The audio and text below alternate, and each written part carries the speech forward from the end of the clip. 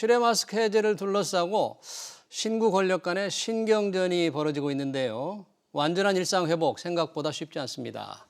소상공인들도 인수위원회의 손실보상 방침에 불만을 쏟아내고 있는데요. 금요 경제토론 소상공인 지원 무엇이 문제인지 자세히 짚어보겠습니다. 유튜브 실시간 댓글 의견 주시면 토론에 반영합니다. 경제 현장 오늘입니다. 고정 패널 박원석 전 의원 나오셨고요. 의원님 어서 오십시오. 네, 우리 김종석 의원을 대신해서 경북대 데이터 사이언스 대학원장을 맡고 있는 정태욱 전 의원 나오셨습니다. 의원님 어서 오십시오. 예, 반갑습니다. 자, 지금 방금 실외 마스크 해제, 이 인수위원회에서는 굉장히 최재욱 교수님 말씀 들어보니까 불만이 많네요. 일반인들은 벗을 때가 됐다고 생각하는 분들이 많은 것 같은데 왜 그렇게 좀 소극적으로 생각하실까요? 제가 보기에도 좀 신경전인 것 같습니다. 네. 결국은 어느 정부에서 마스크 프리를 선언하느냐, 이게 일종의 이제 그동안의 방역 성과를 확인하고 그리고 이제 이 포스트 코로나로 이전하는 그런 어떤 상징적인 선언 같은 건데 당연히 새 정부에서는 새 정부 임기 시작한 이후에 하고 싶었을 거고 네. 현 정부는 그동안에 이제 K 방역의 성과를 굉장히 많이 부각시켜 왔지 않습니까? 예. 그 K 방역의 유종의 미를 거두는 차원에서 마지막에 아마 이 선언을 하고 싶었던 것 같은데 그 방역 당국도 고민이 많았던 것 같아요. 정은경 본부장 정은경 청장 나와서 얘기하는 거 보니까 인수위 쪽의 우려는 한편으로 이해하는 바가 있으나 네. 지금 방역 상황이 확진자가 줄어들고 있고 그리고 예. 일종의 이제 면역률이 감염자가 늘어나고 백신 보급이 확대되면서 예. 많이 올라갔기 때문에 다른 나라 방역 상황과 견주어서 지금쯤이면 마스크 벗을 때도 됐다. 그렇다고 마스크를 무조건 벗으라는 게 아니고 여전히 마스크 쓸 것을 권고하고 또 50인 이상이 모였을 때는 마스크를 쓰도록 하고 있기 때문에 상황을 봐야 되겠습니다만 지금 워낙 한 2년 정도 마스크 착용에 익숙해 있고 또 코로나 감염에 대한 우려가 완전히 가시지 않은 거여서 마스크 프리를 선언해도 마스크를 쓰시는 국민들이 상당수 있을 것 같아요. 네. 정육 청장이 정치적 판단을 한 게 아니다. 그런 말을 한 거에 대해서 최재욱 교수님은 좀 그렇게 말할 자기 청장이 있느냐 이렇게 얘기하는데 정말 신구 권력 간의 충돌 이런 식으로 좀 표현을 할 만하네요. 지금 상황을 보니까. 예, 저는 그 말 자체가 상당히 이미 정치적으로 많이 고민을 했다라는 뜻인데, 예. 저는 이 개인의 그 건강이나 위생은 일단 개인이 책임져야 된다는 의미에서 네. 마스크를 벗는 것 자체를 그렇게 나쁘게는 생각하지 않는데 과연 이 시점에 저렇게 하는 것 자체가 상당히 정치적인 결정을 많이 내렸다 저는 그렇게 생각을 합니다. 네. 우리가 순서대로 한다면은 예. 실외 위험도로 따지면 실외에서 마스크 벗는 것이 훨씬 더 안전하고 실내가 뭡니까 그 식사 시간에 그 사람 모임을 해제하는 것보다도 그런데 그것부터 먼저 해버리고 왜냐 자영업자들에 대해서 문제 이런 것 때문에 그랬겠죠. 그리고 이것도 과연 좀 지켜보자 하는 말이 그렇게 나쁜 말이 아닌데 네. 저는 굳이 이 정부 임기 내에서 이걸 자꾸 이제 끝내려고 네. 하는 것 자체가 상당히 자기들이 이야기하는 네. K 방역 성공을 자기들의 몫으로 가져가려고 하지 않느냐 이렇게 네. 생각하는데 사실 우리가 2020년 그 2월 그 코로나가 나오부터 항상 정부가 자화자찬하는 순간부터 이게 이제 유행이 더 강화된 면이 예. 있었거든요. 예. 그렇기 때문에 이게 너무 또 정치적인 결정을 내려가지고 새롭게 또 유행을 네. 확산시키는 거 아니냐라는 걱정을 합니다. 실제로 우리가 중요한 논거 중에 하나가 예. 두 가지 아닙니까? 이제 확진자가 줄어들었다. 그렇죠. 그리고 두 번째 병상의 여유가 있다는데 실제로 그 확진자가 줄어든 거는 검사 수나 검사할 수 있는 기회를 확 줄여버렸고 또 많은 사람들이 자가 진단을 하고 속으로만 했지 이거를 밝히지 않기 때문에 줄어들었지 그런 줄어든 숫자는 전혀 아니라고 저는 생각을 합니다. 그래요. 5만 명대로 줄었지만 그렇게 줄은 게 아니다. 예, 줄어든 것이 아닐 거다 그런 것이 하나 있고 두 번째 이제 병상의 여유가 있다는데 실제 병상에 보면은 코로나 때문에 일반 그 응급 환자들이 치료를 못 받아 돌아가시는 분이 정말 많습니다. 그렇군요. 구체적인 사례를 이야기하는 못습니다만은 예. 그래 된다면은 이것이 오히려 코로나로 직접 돌아가시는 분은 아니지만은 의료에 응급 의료에 굉장히 부담을 가중시키는 것은 맞거든요. 그래 되기 때문에 이번 결정은 상당히 그 역시 아니라고 이야기를 하는 것 자체가 이미 정치적인 고려가 너무 많이 되었는 결정이다. 예. 저는 그렇게 생각합니다. 그렇군요. 이 전 정부와 인수위 간에 뭐 상당히 신구 권력 충돌 여러 가지가 있었는데 워낙에 마스크가 상징성이 있다 보니까 마스크를 누가 벗기느냐 이걸로 인해서 또 갈등이 좀 재현되고 있네요. 사실 지금 마스크만이 아닙니다. 지금 인수위원회에서 이 소상공인 지원안을 발표를 했는데 이 소상공인 지원을 두고도 굉장히 말이 많더군요. 소상공인들 조금 뭐 불만이 많다는데 박원석 의원님, 소상공인들의 피해가 인수위원회가 54조 원이다. 이렇게 해서 인수위원회는 처음으로 과학적으로 계산을 했다 이를 하더라고요. 어떻게 해서 이게 54조 원이 피해로 지금 추산이 된 겁니까? 그 인수위원회에서 근거를 좀 구체적으로 밝혀야 되는데 구체적으로 근거를 밝혀주시진 않았고요.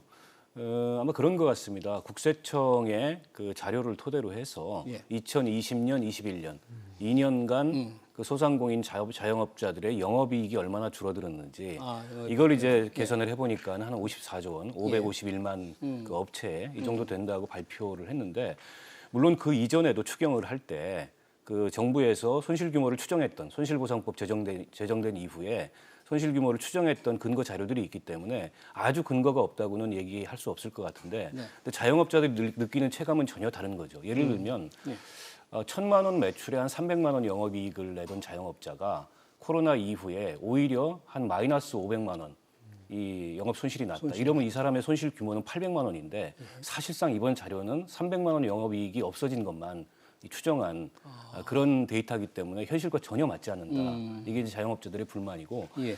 그걸 방증하는 그 이 통계가 자영업자 대출이 이 코로나 기간 중에 한 200조 원 가까이 는 겁니다. 그래서 지금 총 규모가 한 900조 되고 있는데 여러 가지로 이게 지금 우리 금융권에도 부담이 되고 있지 않습니까?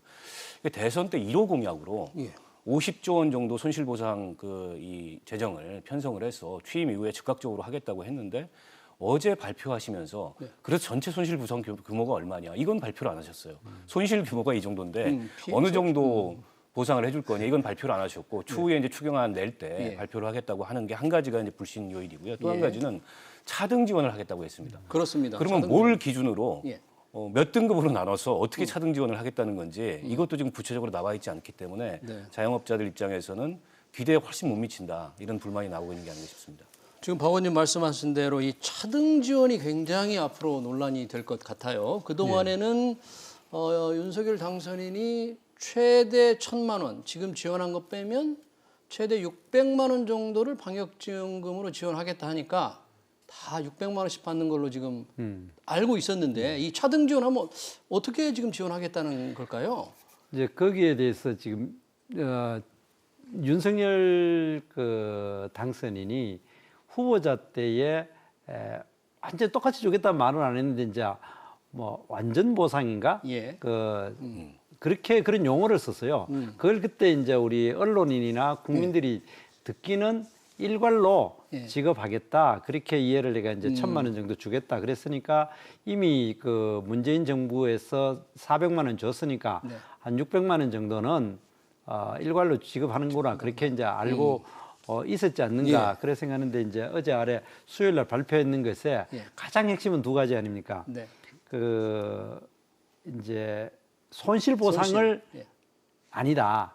왜냐하면 이제 손실 보상은 손실 보상 법이 만들어져야 되기 때문에 법이 있는 거죠 지금. 있는데 그래 이제 작년 7월 17일 이후 것만 되니까 이전 소급에는 소급은 안 되고 안 되기 때문에 소급에서 손실 보상하겠다라는 거 하고 그다음에 이제 1,000만 원이니까 400만 원 줬으니까 600만 원을 일괄 지급하겠다. 이 두 가지가 이제 실제로 지킬 거냐 이 문제가 있는데 그 부분에서 상당히 이제 발을 뺏는 거죠.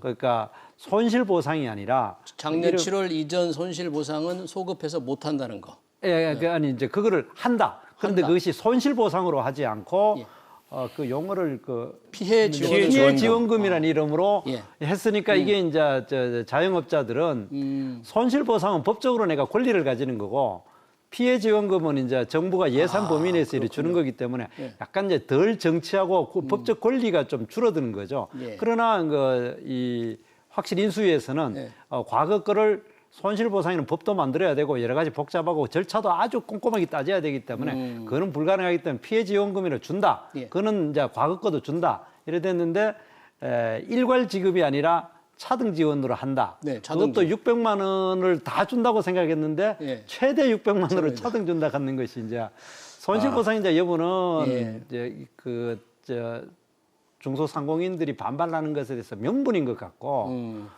실제로는 이제 600만 원을 똑같이 주는 것으로 다 기대했다가 기대를 하고 있는데 이제 최대 600만 원으로 차등 준다는 것에 예. 대해서 이제 반발이 아니겠는가 저는 그렇게 생각하는데 예. 저는 전혀 다른 쪽에서 생각을 해요. 어떻게요? 그 공약 사항을 다 지키는 게 과연 좋으냐? 아, 공약을 다 지키는 게 좋으냐? 예, 뭐 1호 공약이라고 자꾸 이야기를 하는데 예. 그러면은 예를 들어서 지금 다른 쪽 후보 이재명 후보가 만약 당선돼 가지고 진짜 월 100만 원씩 국민 1인당 100만 원씩 나눠주는 뭡니까 그 기본소득. 기본소득을 과연 우리가 너 공약에서 진짜 지키라 해. 네. 지킬 거냐?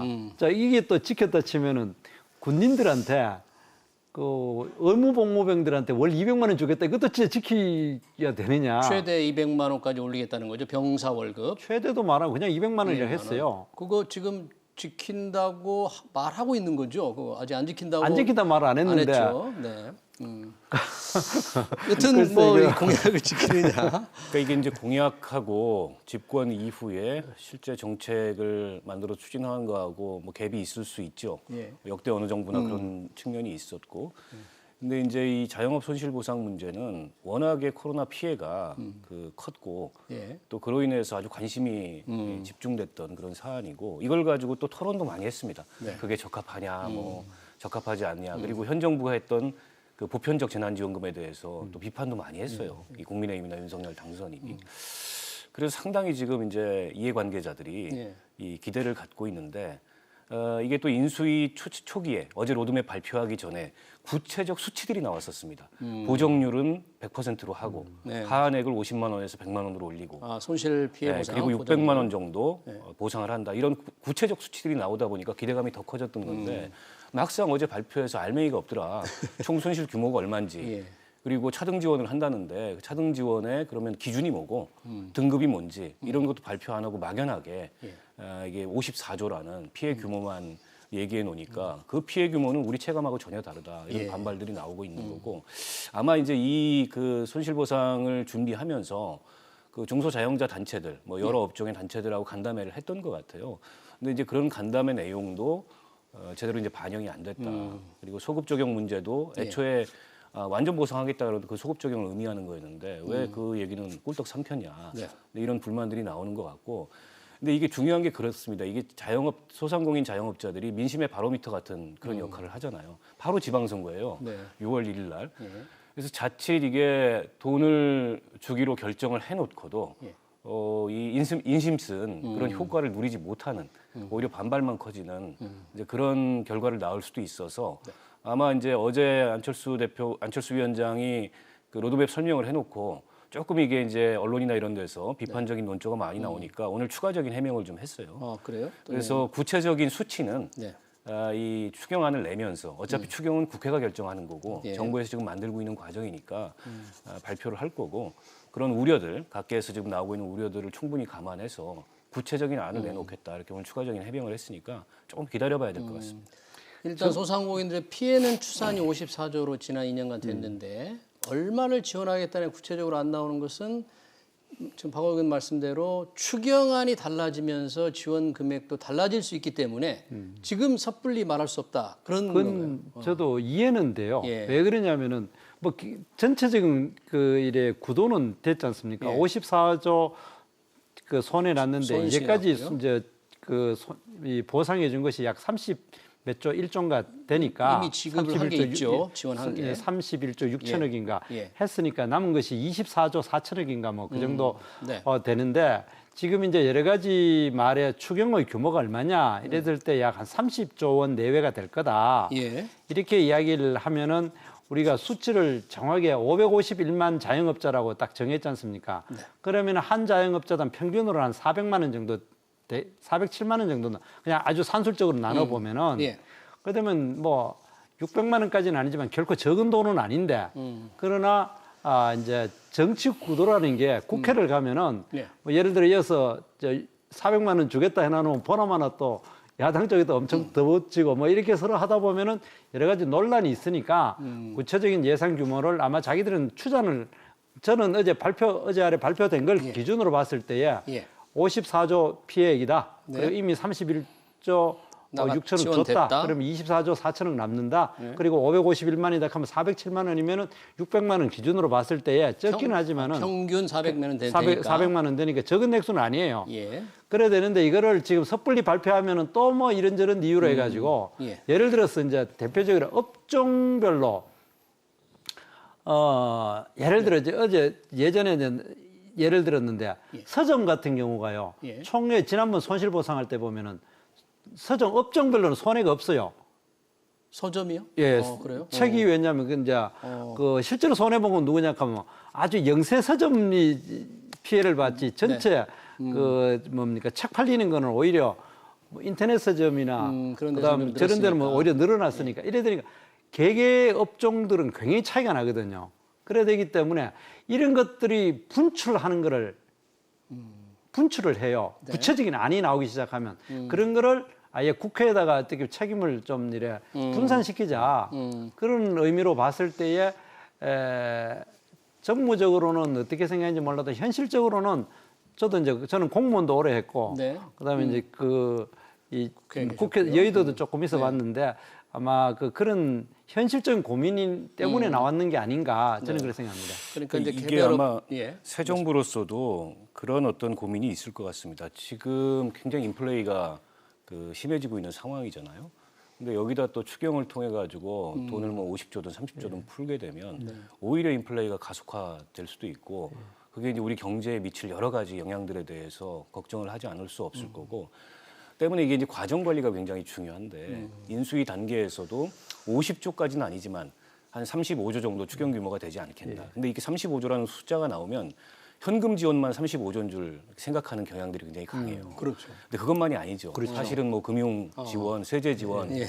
게다가 뭐 다른 어떤 추경 용도, 예를 들어 팍스로비드 같은 뭐 치료제 구입 이런 걸 다 포함해 가지고 35조인데 지금 소상공인 자영업자들은 현금 지원을 한 35조 하겠구나. 숫자만 나오면 예, 그게 그걸 다 거꾸로 계산해 지원되는구나. 보면은 600만 원이 안 되는 건 말이 안 되는데 600만 원씩 전부 지원한다 그러다 19조면 되니까. 근데 이런 불만이 지금 누적돼 있는 것 같아요. 그래서 네. 이건 어떻게 보면 이게 물론 이제 공약에는 과장이 있을 수 있습니다. 또 이제 공약을 얘기하는 그 수사법이랄까요? 이런 거는 과장되기 마련인데 인수위 단계에 들어와서는 꼼꼼하게 과정 관리를 했어야 되는데 과정 관리에 소홀함이 있는 것 같고 네. 어제 그런데 막상 이 로드맵을 발표하는데 구체적 수치가 다 사라지니까 그러니까요. 이 자영업자들 입장에서는 원성이 커지는 거죠. 네, 그렇습니다. 지금 상황이 상당히 지금 심상치 않은데 방금 우리 박원석 의원님 말씀 중에 이게 피해 보상 지원 현금 지원만 있는 게 아니다. 예, 금융 지원도 말씀을 하셨잖아요. 이번 인수위 발표에도 금융 지원이 좀 눈에 띄는 게 이금융권 있지 않습니까? 저축은행, 카드, 보험사 좀 비싼 이자를 은행 빚으로 바꿔준다는 게 있던데 이 문제 어떻게 보십니까, 의원님? 현재 두 가지로 보죠. 이제 2금융권이 이제 1금융권보다 기본적으로 1% 내지 2%인데 이율이 2금융권은 높거든요. 그걸 이제 정부가 어떻게 보전하는 방법으로 네. 뭐 방법이 두 가지 있겠죠. 아예 한국은행에서 그 대출 시중은행이 대출을 많이 해줘가지고 대출을 더 많이 해주는 방법이 하나 있고 예. 또 하나는 이제 이 뭡니까 이제 금리 차를 금리 차이. 뭐 정부가 차이가 보존해줘가지고 네. 이제 갈아타게 하는 예. 그런 방법이 있는데 거기에 대해서 논점은 과연 부실 채권을 2금융권이 가지고 있는 거는 1금융권보다 아무래도 그 부실 채권 비율이 더 높거든요. 예. 그거를 1금융권의 팔을 비틀어 가지고 안게 하는 거 아니냐라는 떠안는다. 그런 거는 예. 있지만은 그거는 뭐 별개의 문제고 어쨌든 이 예산액 중에는 예. 거기에 대해 소요되는 비용도 추경에 들어가야 되거든요. 거기에 지원 그런 왜냐하면 아까 이제 박원석 네. 의원님 이야기하신 게 정확한데 35조 내외가 추경이 되면 그 속에는 자영업자들한테도 뭐 한 20조 내외가 가야 되지만은 나머지는 약값도 줘야 될 거고 네. 이런 그 액수가 상당히 들어가야 될 거 아니냐 그래 됩니다. 그러니까 저는 사실 조금 달리 보는데요. 예. 지금 금융권, 특히 제1금융권 시중은행들이 팬데믹 기간 동안에 사상 최대의 호황과 이익을 얻었습니다. 은행들이 이익을 많이 냈다 예, 이거죠. 사실은 별로 손실이 없는 대표적인 업종이고 이익을 굉장히 많이 냈는데 이제 그걸 감안한다면 전체적으로 지금 자영업이라는 게 우리 경제 한 축이잖아요. 네. 여기가 부실화되면 그건 이제 국가 경제 전체에 영향을 미치고 금융권에도 영향을 저는 미칠 수밖에 없다고 생각해요. 그래서 물론 정부가 기금 출연을 할 수 있습니다. 대환 대출을 하게 될 경우에 은행에만 일방적으로 부담을 지울 수는 좀 없을 거라고 보고, 근데 은행들도 사실은 뭐 그 은행이 누린 이익이라는 게 결국에는 뭐 대출을 해간 사람들이나 아니면 네. 예금을 하고 있는 사람들의 돈을 통해서 이익을 누린 거기 때문에 그런 차원에서 일정한 부담을 감수할 수 있어야 되는데 너무 은행들이 엄살이 심해요. 벌써부터 이게 금융권 팔비틀기 하냐. 물론 은행 입장에서는 제2금융권 대출들은 부실화될 가능성이 높고 은행은 그걸 감안해서 대손 충당금도 더 쌓아야 되고 그러면 이제 은행의 영업이익이 줄고 뭐 기타 등등의 효과는 있겠지만 지난 2년간 사상 최대의 그런 호황을 누렸던 걸 감안을 한다면 그렇게 무작정 엄살만 떨 일은 아니다라고 생각하고 지금 배드뱅크 얘기도 좀 솔솔 나오는데 안철수 위원장도 한마디 했더라고요. 예, 배드뱅크 제가 가능성. 보기에는 아마 좀 여론에 띄워보는 것 같아요. 그러니까 워낙 이제 부실화될 위험성이 높은 그런 채권들이 많으니까. 근데 이제 과거의 배드뱅크 설립 사례를 보면 은행들이 다 공동 출자를 해가지고 설립을 해서 예. 그 부실화된 채권을 사들이고 그 채권을 이제 매각을 하거나 하면서 이제 부실 채권들을 정리해 나가는데 저는 그 자영업 그 피해 규모를 정확하게 좀 타진을 해보고 또 이게 얼마나 단시간 내에 회복이 될 건지 이런 걸 감안을 해봐야 되는데 네. 필요하다면 저는 배드뱅크 설립도 해야 되고 거기에 은행들 부담도 일정하게 져야 된다 생각합니다. 네. 근데 네. 시간이 이번에 그 사실 이번에 이제 배드뱅크 문제도 심각하게 생각은 해야 되는 게 예. 이 자영업자 대출을 3번인가 이 뭡니까 연장을 상환 기간을 했습니다. 연장을 해줬지 네, 않습니까? 9월 말까지 했죠. 예, 그러더니 이것이 그 앞으로 무한정 연장이 안 되거든요. 그렇죠. 그런데 지금 아까 우리 박원석 의원님 이야기하신 대로 907조라는 대출금 중에는 엄청난 부실이 실제로 들어있거든요. 그거를 감안 안 하고 이 은행들이 굉장히 많은 돈을 벌었지만은 네. 실제로는 이 많은 부실을 연기시켰기 때문에 네. 그거는 이 정부가 분명히 준비를 해야 될 것이라 저는 생각합니다. 부실이 지금 잠재되어 있는 부실이 엄청나게 많다. 이게 3번이나 이게 연기를 했기 때문에 네. 그 문제 아주 심각한 이거 뭐 이슈가 대환 될 대출의 문제를 벗어나 가지고 이걸 해결해야 될 거다 생각합니다. 알겠습니다.